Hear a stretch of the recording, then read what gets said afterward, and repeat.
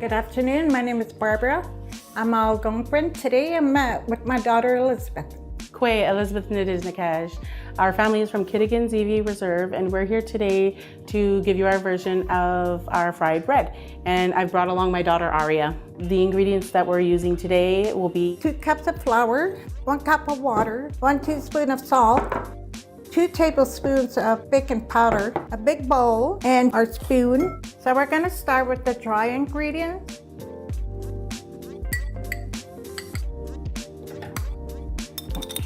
Then we mix it all around. I'll get my granddaughter to do it.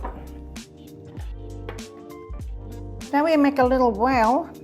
I'm going to be pouring 1 cup of water slowly, and you're going to mix it.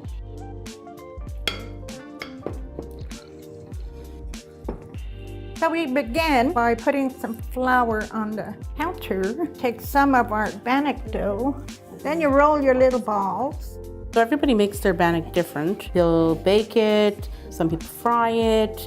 Everybody has their own way of making it, and making it their own and making it part of their family tradition. Why is a bannock important to you? Yeah. Because it's a part of our culture.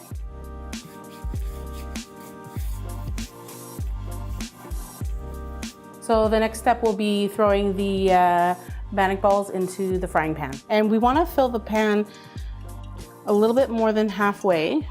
It's starting to sizzle, so that means it's ready. I'm gonna start adding a couple of them. You just wanna spread them out, not too close to each other. But what you wanna do next is just turn them over with a fork so they evenly cook. When they're golden brown, that's when you wanna take them out. Let's just shake it a little bit. This is our fry bread.